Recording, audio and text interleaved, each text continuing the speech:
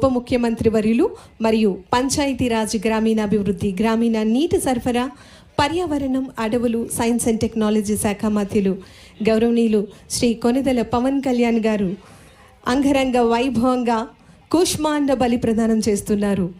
గుమ్మడికాయను విచ్చించి కొబ్బరికాయను విచ్చించి హారతి ఇచ్చి బస్సును మొదలుపెట్టేందుకు సిద్ధం చేస్తూ వారి యొక్క ప్రాంగణంలో విచ్చేసినటువంటి వారందరూ కూడా దయచేసి కొంచెం వెనక్కి ఉండాలండి.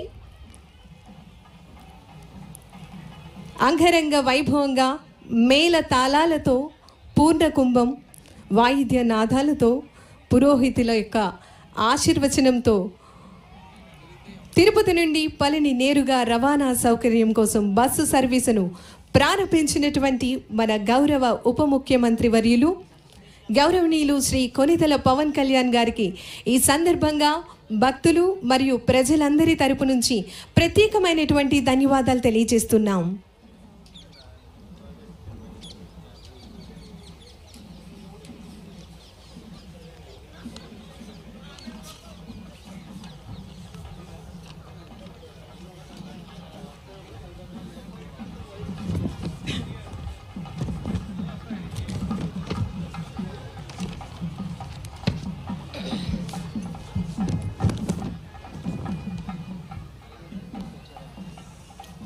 శ్రీ సుబ్రహ్మణ్యేశ్వర స్వామి వారి యొక్క క్షేత్రంలో చాలా విశిష్టమైనటువంటి మురుగన్ గారు స్వామివారిని కొలవగానే సాక్షాత్కరించే విధంగా వారి యొక్క దర్శనం చాలా ప్రఖ్యాతిగాంచినటువంటి మహామహిమాన్వితమైనటువంటి దివ్యక్షేత్రము పళని.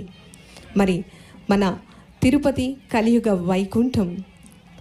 తిరుపతి నుంచి పళనికు భక్తులందరికీ కూడా చక్కటి సౌకర్యం కల్పించే విధంగా రవాణా సౌకర్యాన్ని కల్పించే విధంగా బస్సు సర్వీసులను ఈరోజు ప్రారంభిస్తున్నారు మన గౌరవ ఉప ముఖ్యమంత్రి వర్యులు గౌరవనీయులు శ్రీ కొనిదెల పవన్ కళ్యాణ్ గారు.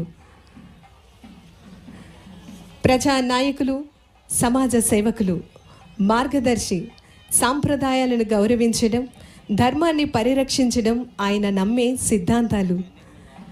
భారతీయ సంస్కృతిని కాపాడేందుకు మరియు భావితరాలకు అందించేందుకు ఎంతగానో నిరంతరం అహర్నిశలు కృషి చేస్తున్నటువంటి మన గౌరవ ఉప ముఖ్యమంత్రి వర్యులు వారి చేతుల మీదుగా ఈరోజు బస్సు సర్వీసుల ప్రారంభోత్సవం అంగరంగ వైభవంగా జరిగింది.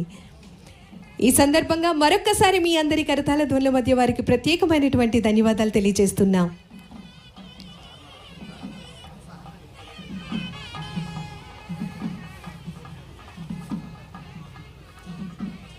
కూష్మాండ బలి ప్రదానం చేసి గుమ్మడికాయను మరియు కొబ్బరికాయను విచ్చించి హారతి ఇచ్చి బస్సును మొదలుపెట్టేందుకు సిద్ధం చేయటం జరిగింది. భక్తులందరికీ ప్రజలందరికీ కూడా ఎంతో ఆనందదాయకం.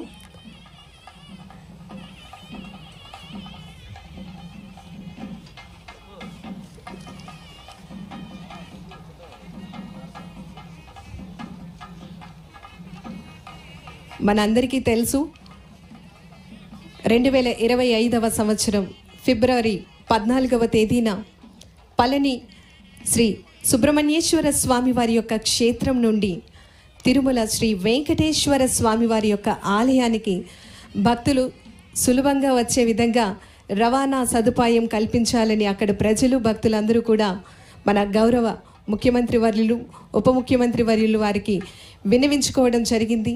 ఈ మేరకు అడగంగానే వెంటనే దీనికి అంగీకారాన్ని ఇవ్వటం జరిగింది.